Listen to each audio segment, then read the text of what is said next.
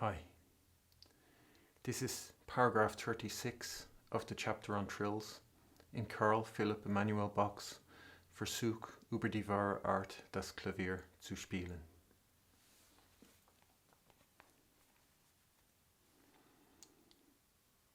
Bei Gelegenheit des Vortrags dieses Trillers merken wir noch an, dass sich auf dem Fortepiano, wenn diese Manier leise gemacht werden soll, eine beinahe unübersteigliche Schwierigkeit findet. Man weiß, dass alles Schnellen durch einen gewissen Grad der Gewalt geschehen muss. Diese Gewalt macht allezeit den Anschlag auf diesem Instrumente stark. Unser Triller kann ganz und gar nicht ohne Schnellen hervorgebracht werden. Also leidet ein Klavierspieler allezeit hierinnen, so viel mehr, da dieser Triller gar sehr oft, teils allein, teils in Gesellschaft des Doppelschlags, nach einem Vorschlag und folglich nach den Regeln des Vortrags aller Vorschläge Piano vorkommt. Diese Unbequemlichkeit ereignet sich bei allem Schnellen, besonders aber hier bei der schärfsten Art von Schnellen. Ich zweifle, ob man auch durch die größte Übung die Stärke des Anschlags bei diesem Triller auf benanntem Instrumente allezeit in seiner Gewalt wird haben können.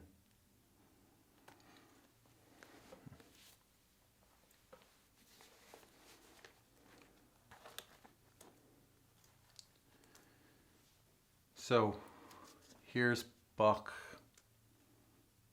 talking about the forte piano and basically his experiences of it. And aside from the information that Bach is sharing here, one could consider this paragraph as Bach weighing in on the debate of authenticity. And, all that sort of performance practice, authentic performance practice.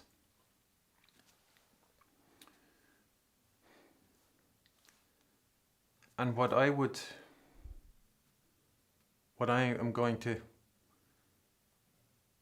discuss an aspect of that performance of authenticity, or what's being said, is I'm going to consider it with regard to a Mozart forte. And you might have encountered this with, in master classes, or what professors are saying in universities, just in general education, that you'll be aware of a Mozart forte, and that the idea is that a Mozart forte is not as loud as a forte in Beethoven, or as loud, let's say, as a forte in Liszt or later composers. And that you might have heard it said that like a forte in Mozart is the equivalent of a mezzo forte in Beethoven. I know I have encountered this, and I have seen on YouTube somebody giving a talk. It's like they're a professor and they're a head of a, like the keyboard department or whatever in the university.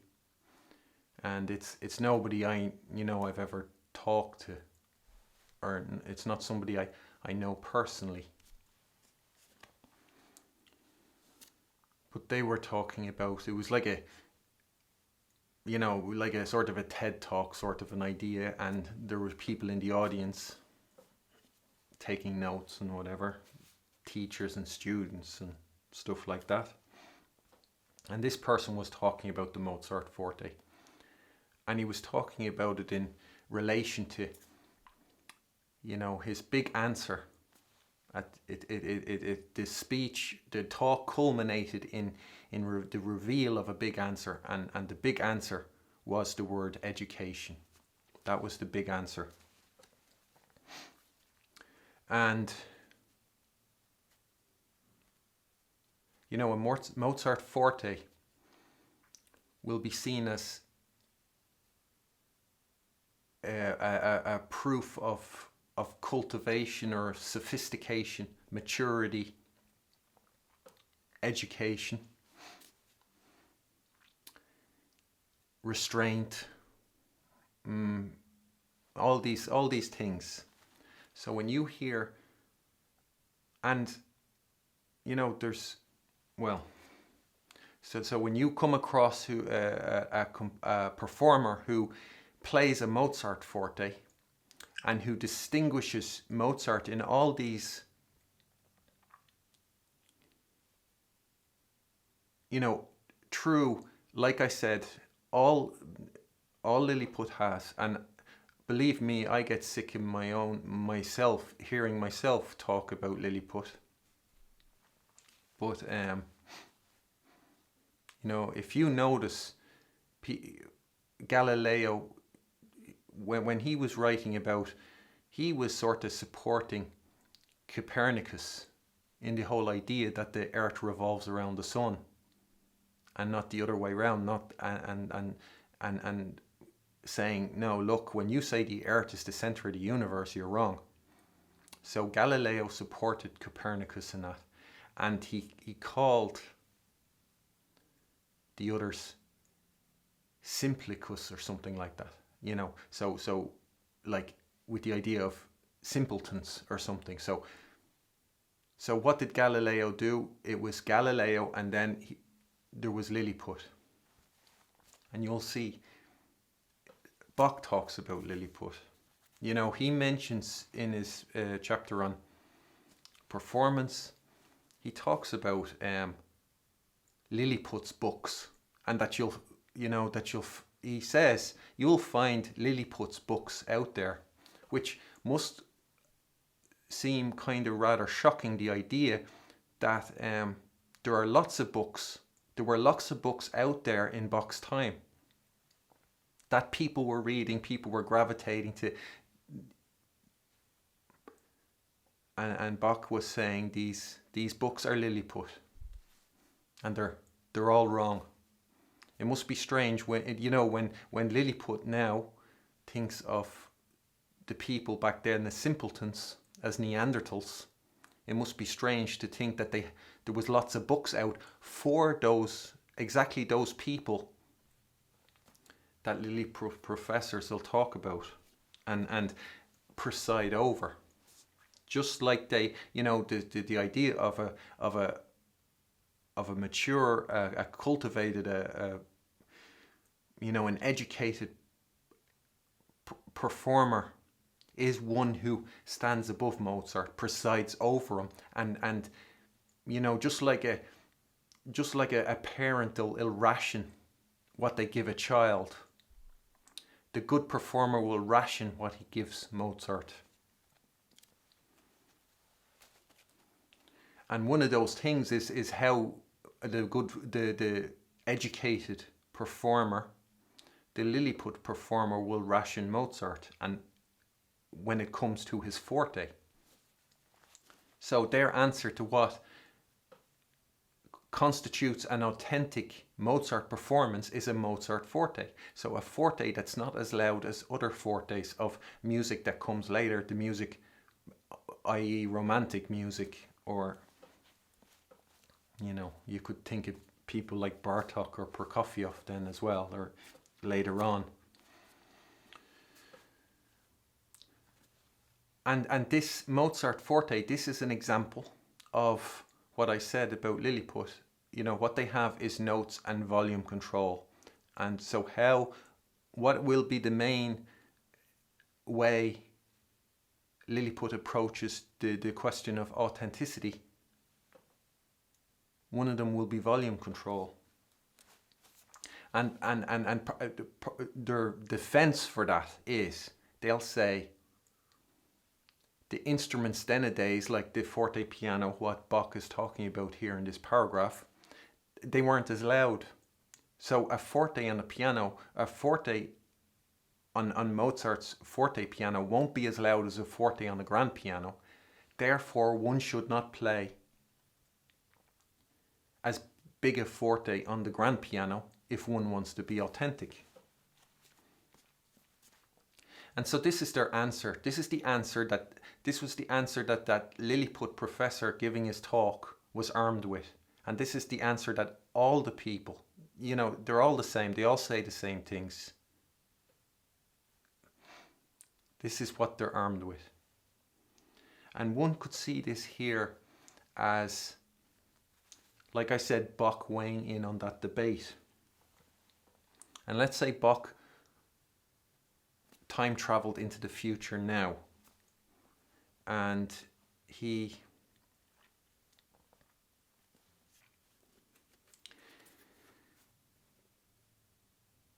when Bach plays the forte piano, when he plays his music on the forte piano, that is the very definition of authenticity. That is as authentic as it gets. Let's say when Bach plays his music on his clavichord, that is authenticity. That's as authentic as it gets. That's what Bach will have in his mind. And here he's talking about his experience playing on the forte piano. And so he has the perfect picture of authenticity in his mind, because what he has in his mind is himself playing his music on a clavichord. And so here he is telling us the obstacle he's found playing on the forte piano, which is, you know, he's talking to the future here, because the forte piano is essentially the same as a modern grand piano. And I would say the differences are more superficial than Lilliput are able to understand. Because I don't think I know, the less insight a person has, let's say the Lilliput professor, the less insight the Lilliput professor has, the more significance, or the role of honor person has, the more significance they'll attach to the instrument.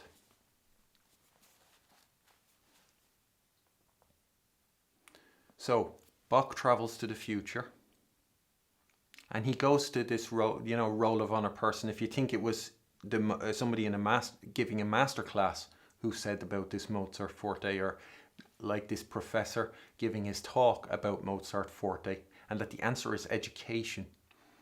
So Bach time travels to the future, and he has a problem with authenticity on the grand piano. And so he goes to, let's say, this Lilliput professor who gave the talk for education. And this Lilliput professor is armed with the Mozart forte. So he knows his solution to playing Mozart, authentic Mozart on the grand piano, is the Mozart forte. That everything is scaled down. The fortes are what would be a mezzo forte in Beethoven, you know, and that's proper Mozart. That's how Mozart is meant to sound. And so Bach travels to the future, and he goes to this Lilliput professor with his problem with authenticity. And what does Bach say to him? He says, the problem I have is that this ornament, the prowl trill, when it's meant to be played soft, is too loud. Because he says, one knows that everything, and he says schnellen. And schnellen, if you look up I don't know what I'll have on the screen as the translation, but if you look up schnellen, there'll be translations. One is like snapping the fingers, or flick, or jerk, or whip, snap, flip, bounce. You know, like this would be a schnellen, or a string when it breaks and it springs back. That, not the springing back, but the speed of it, or the type of motion that is what the schnellen is describing. And it's a very hard word to translate in English, because even though we have words for all these actions like whip and snap and jerk, it doesn't focus on the same thing that schnellen focuses on. It's more focusing on the action rather than, you know, the actual movement itself, like the speed or the whatever it is. So if you like lash out or like whip or something, this is the schnellen. And if whatever, you know, you do on the piano that involves any sort of a whip or a snap or a flip or a jerk, whatever it is, that requires a certain degree of force, or Gewalt could be violence, but I translate it as force because violence, I don't know, doesn't seem so fitting to use that word. Yeah, so Bach says that one knows that, you know, that everything that involves a certain, like a quick whipping or snapping or flipping or bouncing, like a whiplash or something, that always requires, or that has to happen with a certain degree of force or violence, or whatever you'd call that sort of like explosion of speed and movement. And then he says this force or violence, whatever, always makes the attack on this instrument strong. And we know this. I mean, it is the speed of the descent of the key that creates the volume on a modern grand piano.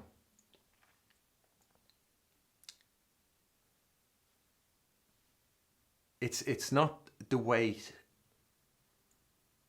You know, you can see this on the upload I have of the first ballade by Chopin, and there's the bits that precede the kind of the main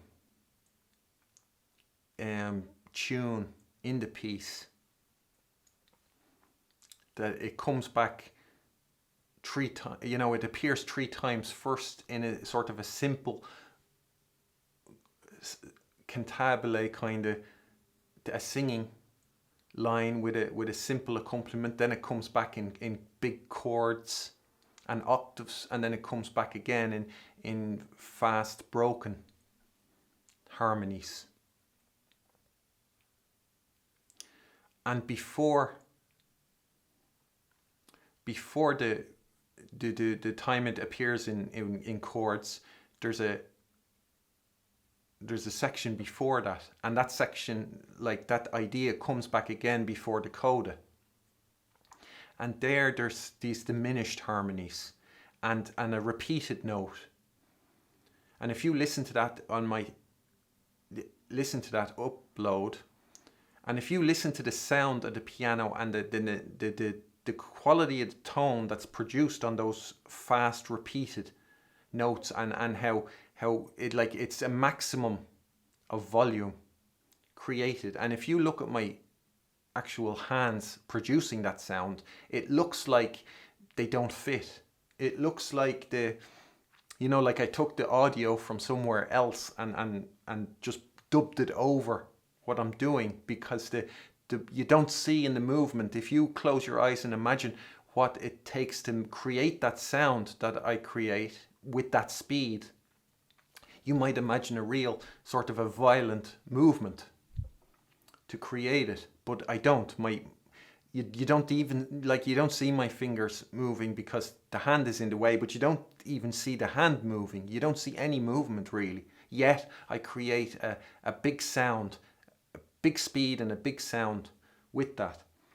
And how is that possible? It's possible because the what creates that sound is not the weight or the strength that you play it with. It's the speed at which you descend the key. Horowitz said he figured it out. I know it too. How to create the biggest sound without any, extra strength. It's about how fast you press the key. So when you press the key fast, the sound is louder in a modern grand piano.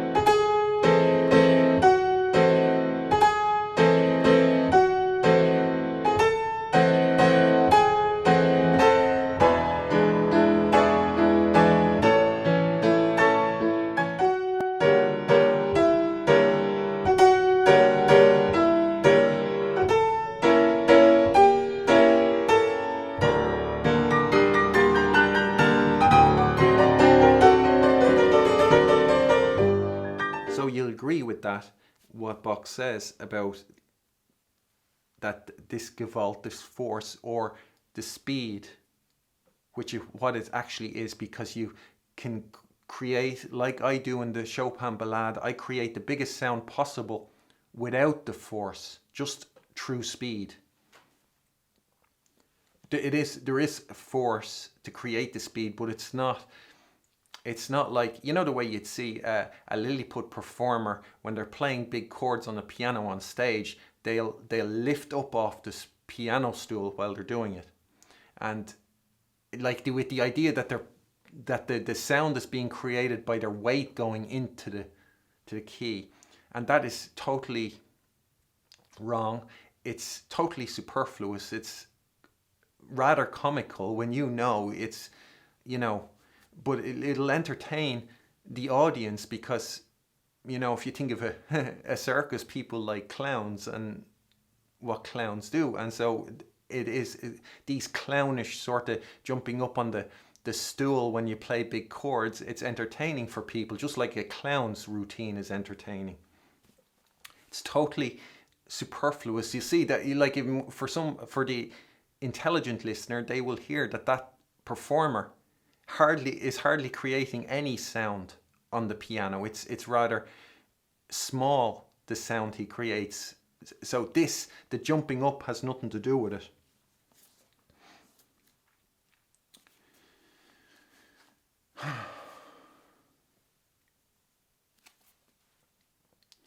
Yeah, it's true. I mean, I hate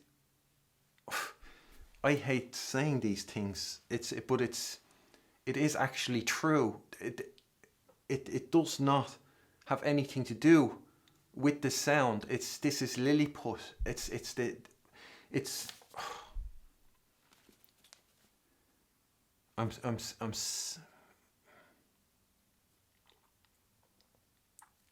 Yeah.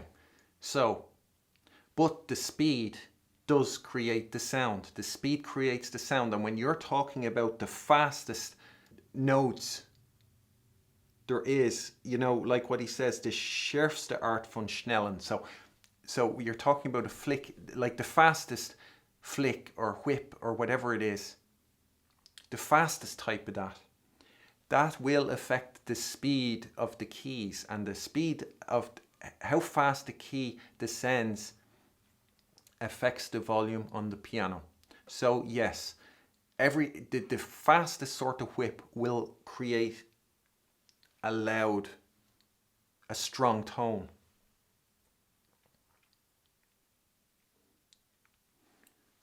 So Bach is saying that. And so he's saying, so here's my problem.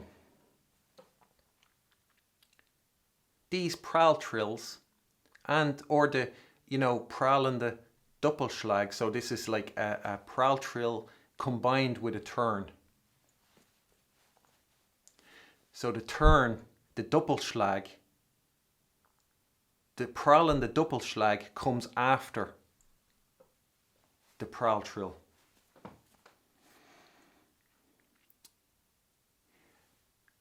And that comes, like, that'll be combined. So the Prall trill and the Prall and the Doppelschlag will be combined to become the Prall and the Doppelschlag, and the Doppelschlag comes after the Prall trill. It follows the Prall trill part of it. So the problem I'm having, Bach is saying, is that these, even, like, I'd go as far as to say very often, that they, whether they're come in company with the Doppelschlag, they come after an appoggiatura. And when you know the rule of the performance of all appoggiaturas, they're played piano. So, my problem is what should be performed piano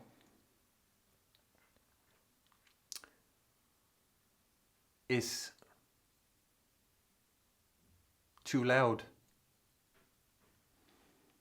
And as well, there's a, in paragraph 18 on the chapter on appoggiaturas, Bach said, alle diese Vorschläge, nebst ihren Abzügen, wenn sie zumal häufig vorkommen, tun besonders bei sehr affektuosen Stellen gut, indem der letztere oft mit einem pianissimo gleichsam verluscht. Figur 14. So this will be as well on his mind when he's talking about that problem, that it'll go to that Abzug, the principal note to which the appoggiatura was written in before, and the Prall trill over that principal note. That will be played pianissimo. And what will have, part of what will have inspired Bach to include this chapter, or led him on his train of thought, will be those last examples that he talked about when the Prall trill comes in over a fermata, or that example where the appoggiatura makes a long note short and would follow. The longer the appoggiatura that comes before the Prall trill, the more uncomfortable this problem becomes, because when you have that long line, like in that example from paragraph 18 in the chapter on appoggiaturas, the longer the appoggiatura, like when you're having a sort of an ideal or a profound musical experience, that appoggiatura, the strength of that appoggiatura will be like in an arc linked with the pianissimo of the Abzug. And if there's a Prall trill over that Abzug, well, then that will be pianissimo. And the same goes with the fermata. When that Vorschlag takes basically the entire length of the fermata, and the Prall trill at the end, ideally that will be pianissimo. And that is possible for Bach on the clavichord. But here it's not. So that will have inspired him more than other places. Like he said, he's not talking about the places where the Prall trill occurs where there's no appoggiatura. But he's saying when it comes, after when the Prall trill comes after an appoggiatura, that's when the problem is. So he says, So the soft bits are too loud. That's the problem with, me achieving authenticity on the piano. So what's the Lilliput professor armed with as a solution to Bach's problem? He'll say, and let's say Bach demonstrates with a Mozart piece.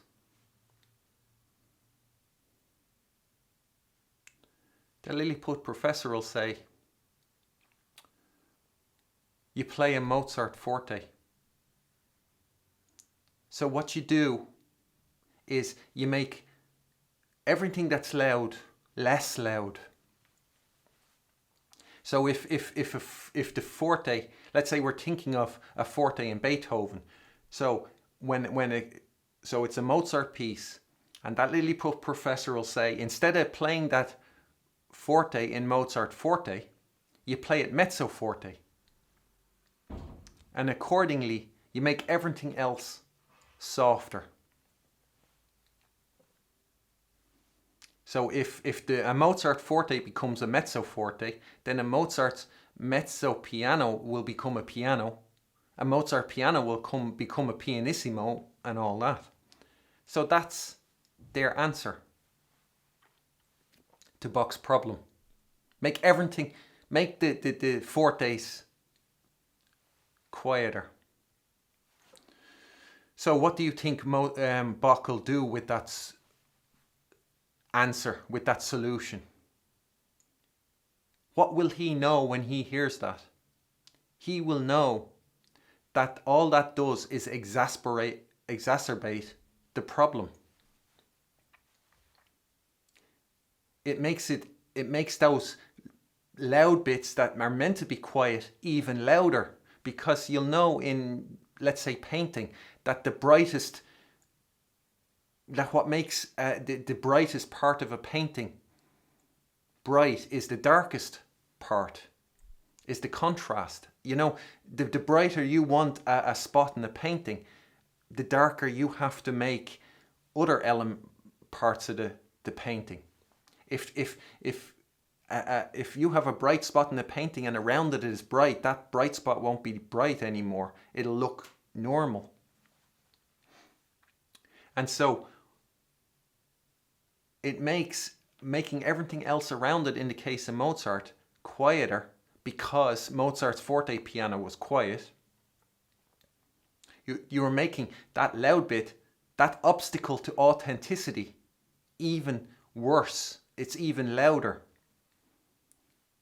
So Bach will know that. And what'll he do? He'll take that solution, because and he'll smile and he'll leave, and as soon as he passes a bin, it'll be in it, because it's absolutely useless. I have a formula for authenticity.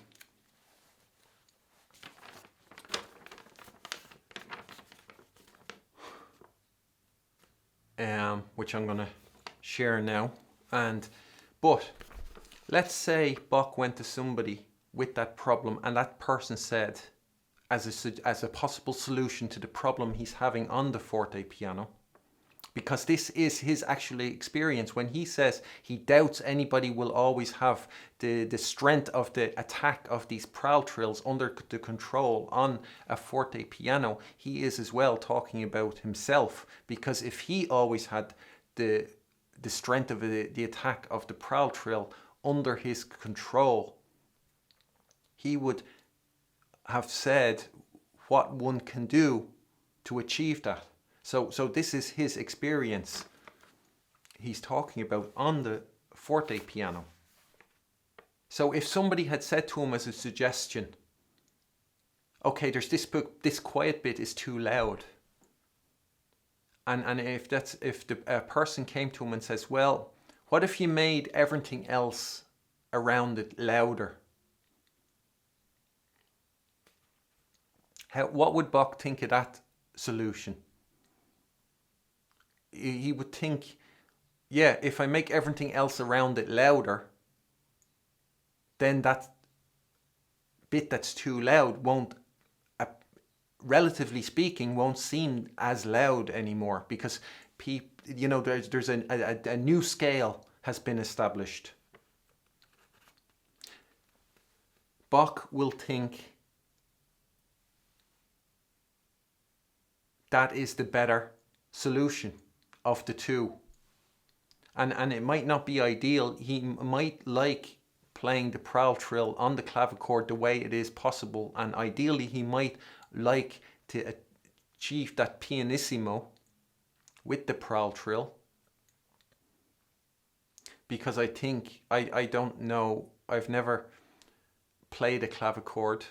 Someday I'd like to own one, and I'd like to own a harpsichord too. But I think what makes the volume on the clavichord, when you think of the way you're in control of the tone after you hit the key, like you can do that beben, Bach calls it, when you sort of shake the press on the key and you can make the vibrato.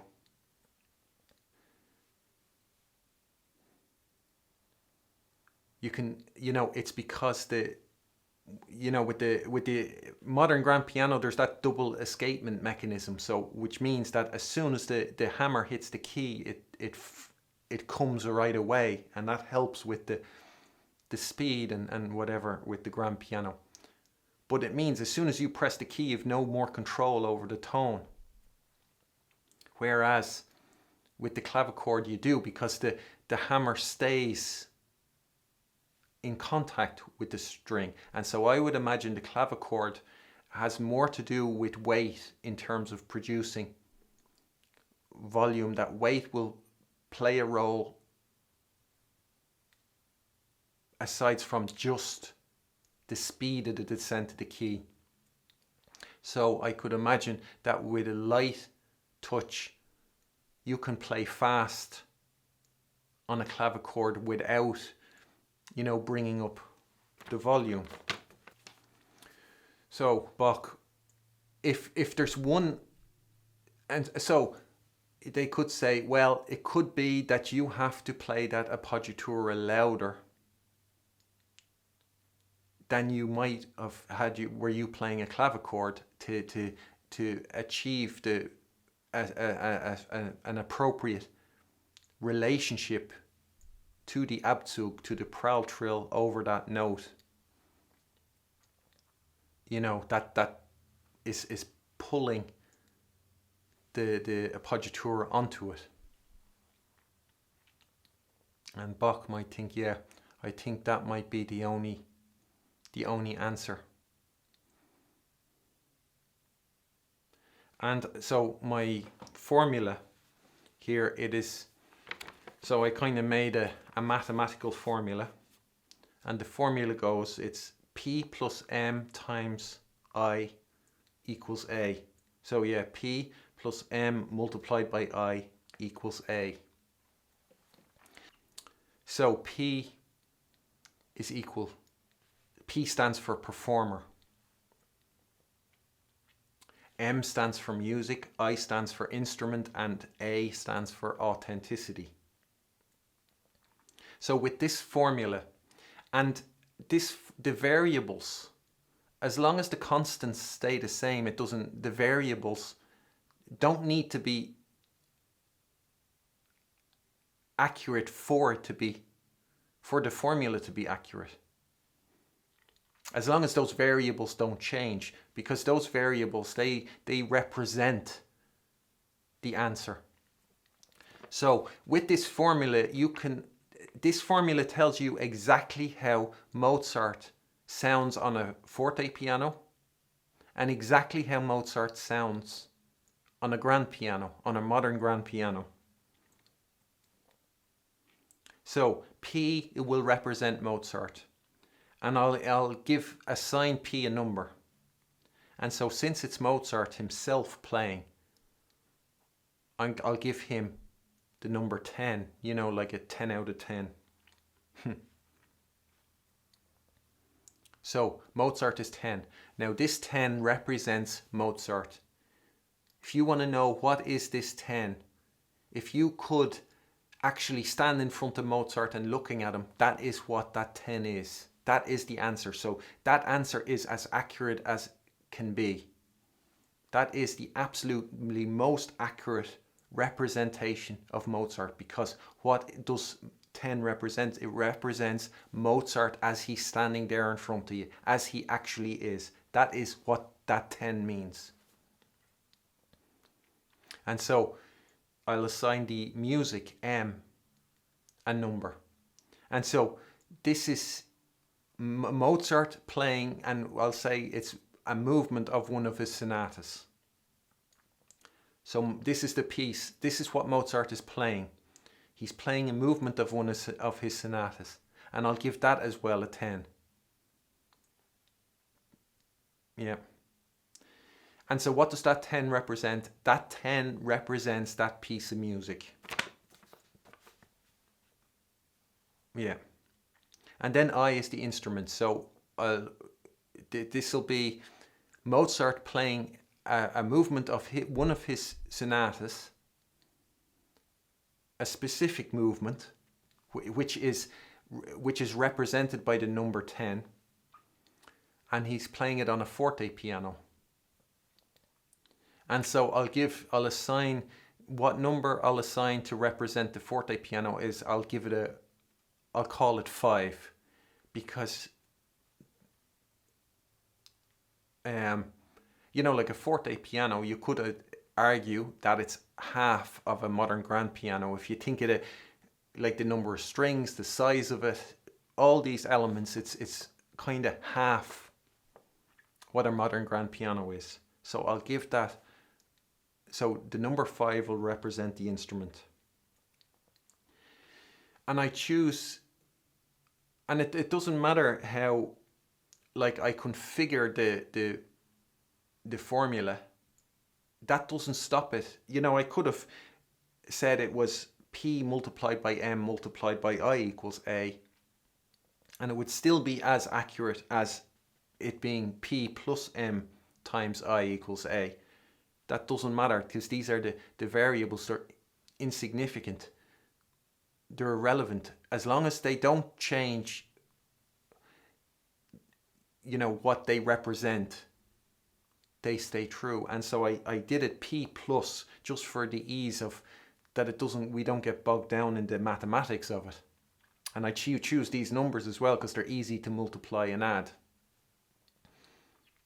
Okay, so Mozart 10 plus his movement of the sonata 10 times the instrument, which is the forte piano, which is a 5, is equal to 60.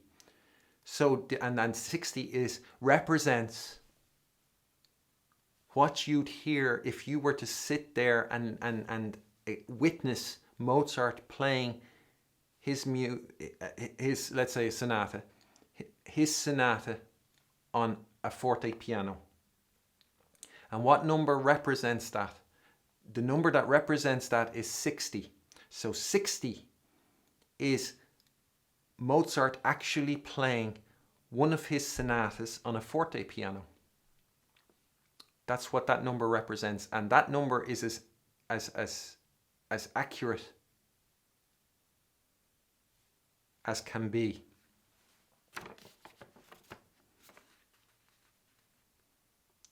And now we can find out, with this formula, we can find out how Mozart will actually sound playing that same sonata on a grand piano. So P, Mozart, gets again a 10. As long as these variables don't change when they're meant to represent the same thing, the other details are irrelevant to its accuracy. I hope,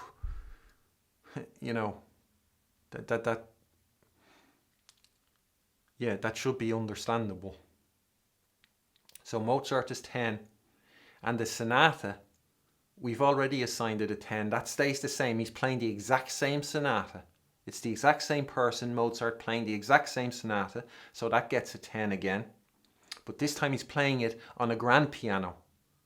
So since the forte piano I said was half of what a grand piano is, and the forte piano got a 5, the modern piano will give it a 10. So it's 10 plus 10 times 10. And the answer to that is 10 multiplied by 10 is 100, plus 10 is 110. So Mozart playing his sonata on a modern grand piano, the actual answer is 110. So what does that 110 represent? That 110 represents what you would witness if you were to sit there and in front of you was Mozart playing his sonata on a modern grand piano. So Mozart playing his sonata on a forte piano is the actual, and what that is 60. And Mozart playing his sonata on a modern grand piano, the answer to that is 110.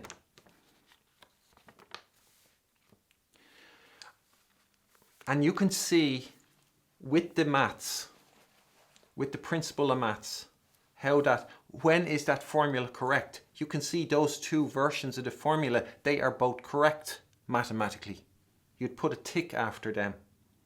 However, what Lilliput is saying with their Mozart forte, and let's give them credit, like, because you're talking about, this is the pinnacle of authenticity, is Mozart himself playing his sonata on his instrument, or Mozart himself playing his sonata on a modern grand piano. That is the ultimate in authenticity. It doesn't get more authentic to that than that. If Mozart could time travel and he gave a concert now, and you sat in that audience listening to Mozart play his sonata on a modern grand piano, you are listening to the ultimate in authenticity. So what does Lilliput say?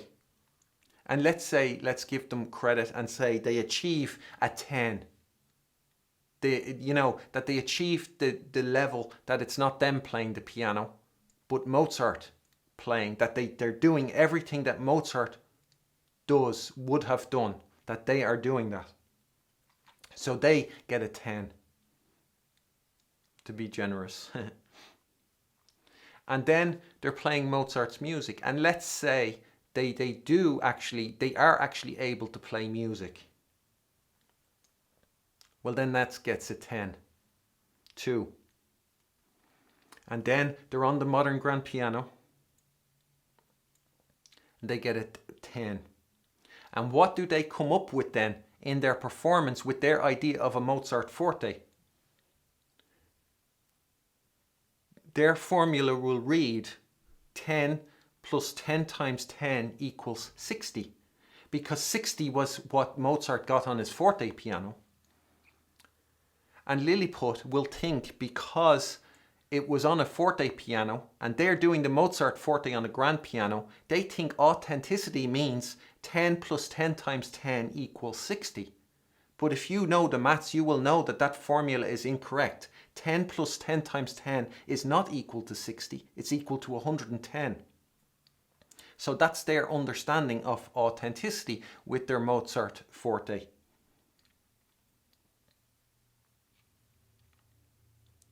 And you can see as well this understanding. That is actually their understanding of what authenticity is. 10 plus 10 times 10 equals 60. It's incorrect. One can see that in the formula. And you can see that's as well, just like Bärenreiter can stand above, are superior to, Bach, Mozart. For Lilliput, Mozart was a talented fool. They would have no hesitation, just like Bärenreiter had no hesitation correcting Bach, even though they don't have their own stuff in order. So too would they with ease correct Mozart, and they'll consider Mozart as a talented fool, given a God-given gift, and it flows through him, the music, but in reality he's an idiot. So when it comes to a question of being intelligent or informed or whatever, they'd be very surprised when Mozart smashes them on the level of intelligence and expertise in music. They do not think that would happen. They think they stand above Mozart because Mozart was a talented idiot. So when it comes to a question of academicism or expertise or just evolution or evolvement, they'd be thinking they're going to sit Mozart down and educate him. So they stand above him. They say, I'll give you 60.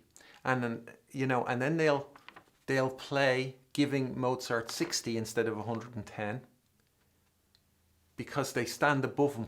And so they'll say, yeah, this is what you get. You get a 60. And they think that's authentic. But a mathematician, you can take this to a mathematician and ask them, is that formula correct? Is 10 plus 10 times 10 60? And they will tell you, no, it's not. It's incorrect. That is incorrect. This is what they're doing. Even though Mozart's performance of his sonata on a modern grand piano will be 110. That's authentic. The 60 is not authentic. Lilliput thinks it's authentic. And if you but that's in an ideal world. That's giving Lilliput more credit than they deserve. Because in reality, so I'm getting sick of saying Lilliput and whatever. So I'll have to give a Lilliput performer, somebody on the Roll of Honor, a number. So I'll give them a 6, even though it doesn't matter. Like I said, it doesn't matter the variable once it stays the same. Once I don't suddenly turn around and give that performer, I'll assign him a 6. That 6 represents that Roll of Honor Lilliput performer. And so as long as I don't then go and give him a 3 later on, as long as that number that represents him stays the same, then it's accurate. So I'll give him a 6. So he's going to get a 6. He's not getting a 10. And then, while Mozart playing his music achieves a 10, the Lilliput Roll of Honor performer is not going to achieve a 10 with his music because he has not got the insight to do it. All he knows is notes and volume control, and everything else is missing in his performance. He doesn't know how to give each note its weight and sustain. He doesn't know how to think singingly. There's all these elements that are missing. All the elements of music are missing. All he's doing is playing the notes and volume control. And the rhythm is missing. He is not able, the sustain can also be translated to the duration. They're not able to play the notes, give the notes their proper duration. So that's all missing. So he'll be achieving a 6 in reality, and that's being generous. So, and then what number would they achieve on a forte piano?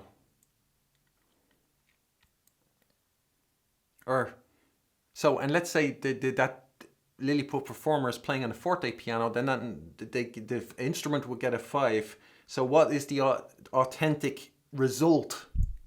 That the Lilliput person who is standing above Mozart, deciding what he'll give Mozart, he is achieving a 36. 6 times 5 is 6 5s are 30 plus 6 is 36.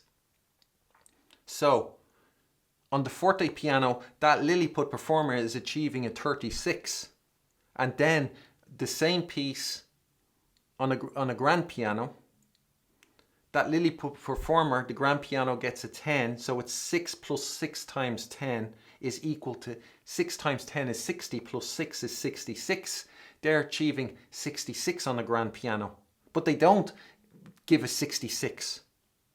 They're giving a 36. So it's not a 60 they're giving Mozart's music. It's a 36 they're giving Mozart's music. But because just like the Bärenreiter syndrome, the Lilliput syndrome, they're standing above. They haven't got a clue, but in their mind, they're towering. In Lilliput's mind, they're not midgets. They're not pygmies. They're giants. And they don't, you know, the real Mozart, the real Beethoven, they're nowhere to be found. All there is these carven images, the false idols that they worship in the cage. And they're tiny. They're tiny little things. And so it makes a tiny little thing makes a Lilliput person feels huge. So they are achieving you know, if they were to actually remove their arrogance, they'd achieve a 66. But they're not. In reality, what they're doing by adding the Mozart forte and all this, they are, instead of 66, they're coming out with 36. So their answer to what's authentic is 6 plus 6 times 10 is equal to 36. Thinking because of the forte piano and how loud it was in the day, therefore I give it a 36. Compared to the 60 it's actually getting on the forte piano when it's played by Mozart, who knows music, who does more than just play notes and does more than just deal in volume control. Somebody who has the insight, who's not in the cage, who exists in the world of music, he achieves a 60. They achieve a 36 on the forte piano. And so, far from the 110,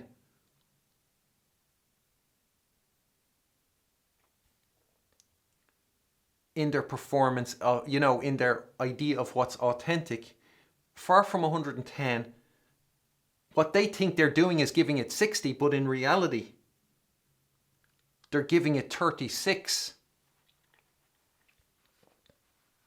But what people will recognize in the audience is that we're all of us together, like, because remember, the audience are applauding the cult of themselves.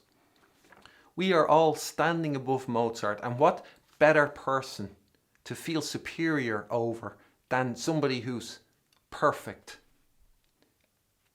you know, but lacks any depth, any of emotion, lacks all, and people will argue, oh, it's in the subtlety and what have you. That's not true. Why Mozart lacks any depth of emotion is because it's completely missing in the performance of his music by Lilliput, by the Roll of Honor. That's why. It's not because it's so subtle. It's because it's not present. Because all they do is play notes and they love volume control, as this Mozart forte, you know, gives evidence to.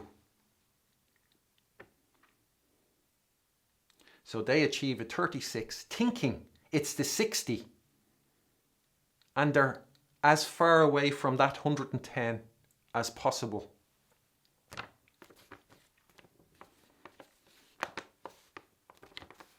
So that's it. That's P plus N times M multiplied by I equals A. That's the formula for authenticity. And that's the level of the Roll of Honor.